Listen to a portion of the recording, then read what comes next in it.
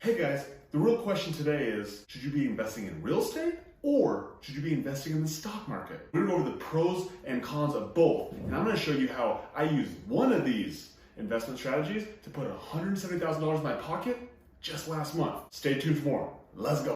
It's going down.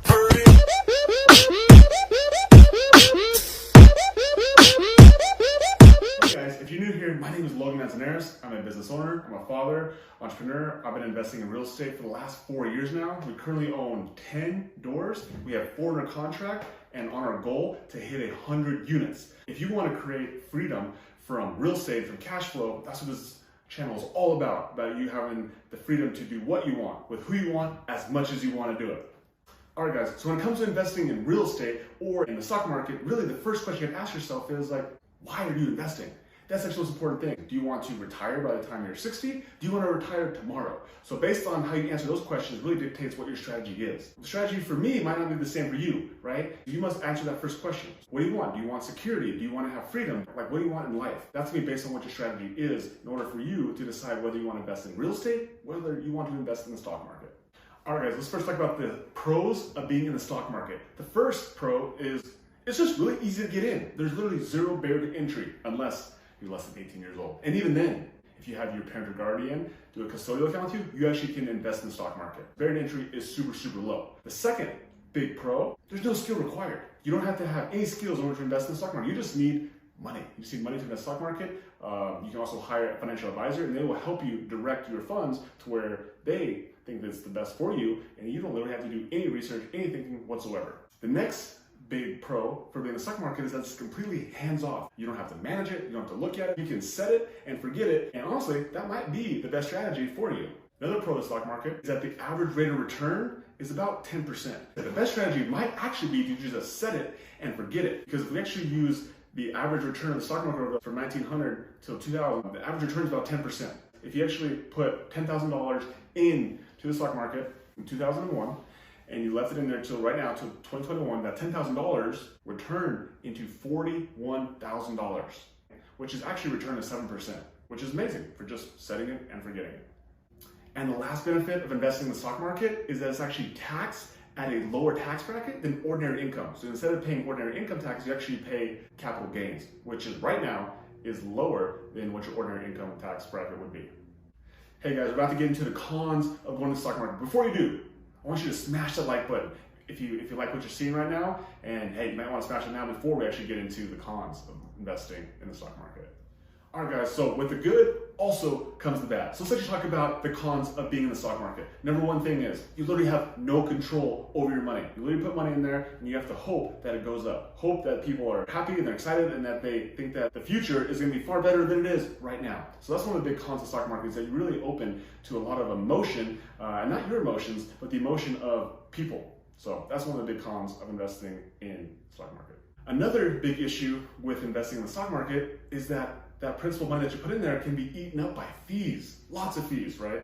Brokerage fees, management fees, advisory fees. If you keep too low of a balance in some of these accounts, you can get charged a fee. You actually want to take the money out before a certain age, depending on what you invested at, you might be charged a whole nother fee just to pull your money out. And so the fees can really take a big toll on your principal when you get ready to actually start using down that money that you put in there. That's one of the big pieces of the equation is fees.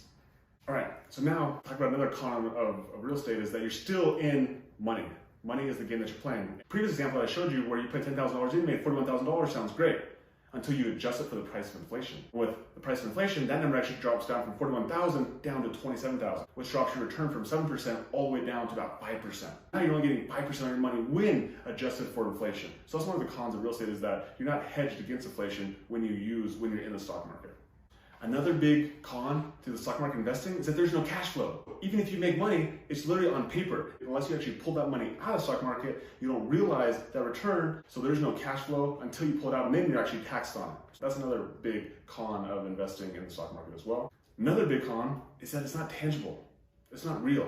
That money could just be there one day, and then one day it could just be gone, and you have nothing to show for it. And for me, that's actually a little scary, so I can't touch it and feel it. So that's one of the big cons of the stock market, is that it's not tangible. while it might magically appear overnight, it can be magically disappear overnight as well. All right, so about 9 years ago, I actually invested money into the stock market. Specifically, I invested into an IRA, a Roth IRA, and I put about $6,000 into this account. And I put my money in there, I did it month in, month out, did what I was supposed to do. And then all of a sudden I started to learn more about investing, started to learn more about business. And I started to realize that, hey, I actually wanted that money for my business. I wanted to use that money in my business so I could help grow it.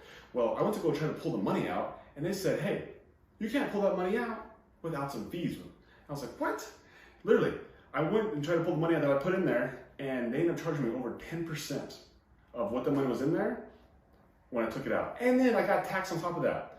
And so ultimately, like, what I realized real quickly was that once I put the money in, it no longer became my money. I had a partner, and the partner was called the government. And the government wouldn't let me take it out without penalty until I was 59 and a half. And that got me really frustrated that, like, hey, I actually needed this money at this moment to help grow my business. And all of a sudden, I got taxed on something, not taxed on, excuse me, I had a penalty on taking something out of an account that I put the money in there. To me, that seems silly. So that's another con, is that you really don't have control over your money once you put it into the stock market in certain types of investment classes. All right, guys, now let's talk about the pros of real estate. So the first thing, and one of the biggest things, is that it's actually tangible. It's a real asset, something that you're probably sitting in right now, or something maybe that you live in, or something that you sleep in. Probably a good chance, right? And that's the part that I really like about real estate, is that simply, like, you can see it, it's worth something just to be able to see it. And that's the one big pros of investing in real estate, is that there's always there, and usually there's a good purpose behind it, whether it's a place for you to live, whether it's a place for you to work, whether it's a public venue. Real estate has some sort of function in our real world. Right. Another pro to real estate is that it has historically appreciated over time. So the cool part about real estate is that it literally just keeps on getting more valuable while we're sitting here making this video. While you're sitting there sleeping, it continues to go up and up and up and up. And if you currently own real estate, now's the best time, because it's literally just going up while you're sleeping. Another big pro to investing in real estate is the cash flow. So the cool thing about investing in real estate when you become a landlord is that you have tenants. And those tenants end up paying not only your mortgage, not only your insurance, but usually a little bit over that. And so let's say that you have a mortgage and insurance and everything, all your costs cost about $2,000 a month. But then you have a renter who pays $2,500 a month. That net difference is $500. That $500 a month, we call that cash flow. And that money is actually money you put into your pocket, which is one of the greatest things about investing in real estate, is that monthly cash flow. Another cool part about investing in real estate is actually depreciation. So wait, now you're probably thinking, Logan, you just said real estate appreciates. And you're right about that. On a tax level, real estate actually gets depreciated because it's an appreciating asset, which means that while it does go up in value, you actually get to use tax advantages where you actually get to depreciate the real estate. And the way that it works is that depending on what type of real estate you own, there's different depreciation schedules. And those schedules, let's use a single family home for an example, it's like 27 and a half years. So you take the price of your home, let's say it's $200,000, you divide that by 27 and a half, which is your depreciating schedule, and then you'll find out a number, which on top of my head, I'm not sure what it is, about $6,000, $7,000. And then that is how much money you actually get to put against that income that you made from your cash flow. So let's say that you actually made $500 a month for 12 months, which is our example we used earlier. So 12 times 5 is $60,000, or excuse me, is $6,000. And then, but you had $7,000 in depreciation, you actually technically lost money on paper, although you actually made $6,000. But all that money is tax-free. So that's a huge advantage of investing in real estate, is depreciation. All right, guys, so wouldn't it be fair to talk about all the good part of real estate without talking about some of the cons of real estate? And so one of the major cons, one of the biggest issues, maybe even for you, the reason why you're not in real estate, is that it takes money. It takes money to get into real estate, right? And maybe credit, and maybe a combination of the two. And maybe you don't have good money, a lot of money, or good credit. And so that's maybe the thing that's held you out of the game. So one of the big cons, having to have money, having to have credit. Another big con of real estate is that there's so many gatekeepers. You gotta have a real estate agent, you gotta have a lender, you gotta have a contractor, you gotta have an inspector. Like, there's so many other people in order for you to make that first investment that say, hey, you're qualified to buy this house, right? And so that is really one of the big cons also in investing in real estate, is that there just is a lot of gatekeepers in order for you to get your foot in the door. All right, another big con in investing in real estate is it actually just takes time and attention. Like when it comes to the stock market, it's literally set and forget it. In real estate, not so much, because you actually have to manage the property. That could be managing the home itself with the plumbing and the sewer. It could also mean managing the property itself. So that could be handling the mowing, could be handling snow removal. So there's lots of other things that go into investing in real estate when it comes to managing your time, right, and managing the actual property itself. Another big con of real estate is actually having to manage tenants and manage people. So not only do you have to manage a property, now you have to actually manage the people inside the property. So you have to learn how to get tenants. You have to learn how to keep tenants. You have to learn how to keep tenants from destroying your property. And so that can be a big hurdle as well and a big con to having you invest in real estate. All right, guys, so now we went through the pros and the cons of investing in real estate and the stock market. Here's a secret I have for you, is that all those cons that I listed for real estate, there's actually solutions for you. I'm about to share those solutions with you right now. But again, if you like what you're hearing so far, please like this video, share with your friends, and hey, just subscribe. You might as well. You're gonna do it eventually. All right, so let's talk about some of the solutions to the cons of real estate. The very first one is that it takes money or credit. 100% it does. But who said it has to take your money or your credit? And this is where real estate is really cool because you actually get to be creative with your financing. And so we've done deals where we didn't put any money down. We've done deals where we didn't use any of our credit. And it's all about finding the person with the money, the person with the credit. That is one of the benefits of real estate, is that you can get creative. And so don't let money or credit be the thing that stops you, because I'm telling you, it's not the problem. The next thing I talked about is having gatekeepers, having the real estate agents, having the lenders, having the contractors, having the inspectors, having the people who are inside the industry, and like they're the ones who are stopping from getting the deal. Well, while you can look at that like a negative, you also can look at it like it's an opportunity for you to meet people, meet the real estate agents, meet the lenders. And honestly, I'm using them as plurals because you should meet multiple agents. You should meet multiple lenders. You should have multiple inspectors. And that way, the more people you meet, the easier it is for you to be able to get in the game of real estate. All right, and then the last big issue is that it takes a lot more time and attention, right? Like, you don't want to fix toilets all day, neither do I. You don't want to have to find tenants all day, neither do I. You don't have to keep tenants happy and like do the maintenance request, right? As long as you have enough money left over, like we talked about earlier from our example, if we had $2,500 rent and then we had $2,000 mortgage, we have $500 left over, we could actually pay somebody. We could pay somebody to do the managing of the property, so it doesn't take any of our time, doesn't take any of our attention. And that's actually what a property manager's job is. When you hire a property manager, like, they're the one who takes care of all that stuff. They take care of all the maintenance of the property. They take all the maintenance of the tenant as well. That money that's left over, that $500, use some of that money to actually hire a property manager. That way it doesn't take any of your time, any of your attention, and you still get all the benefits of the real estate. All right, guys, so now we're coming to the end of the video. You can probably guess which one that I lean towards, which one I invest my money. And in fact, like me and my wife, we currently don't have any money in the stock market whatsoever. But I'm not gonna tell you to invest in real estate or invest in the stock market. Ultimately, that's on you for you to decide, because ultimately our goals are that we want the freedom to hang out with who we want, when we want, with however much we want.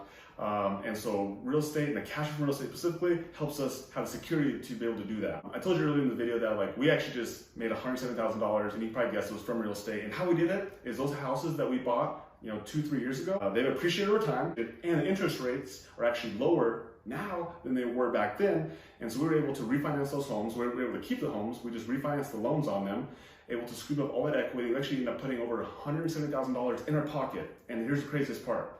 It's all tax-free. It's all tax-free. So we don't get taxed on any of that because it's a loan.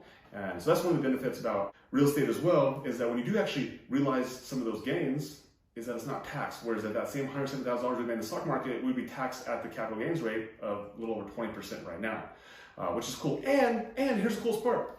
We still have the properties, and they're still kicking off cash flow. Even though our mortgages went up a little bit, so did the rents on those homes. So actually, like, nothing changed for us except for the fact that we actually were able to put money in our pocket. And that's honestly one of the biggest reasons why I truly love real estate, for that benefit of us being able to realize some of that cash, but at the same time keeping the asset and then keeping the golden goose rocking and rolling. I'm not gonna make the decision for you what you think is best. I give you the pros, I give you the cons. That's up for you to decide. But hey, if you want to learn more and you want to become a real estate investor, that's what this channel is all about. And so please, again, like this video, subscribe for more. Let's go.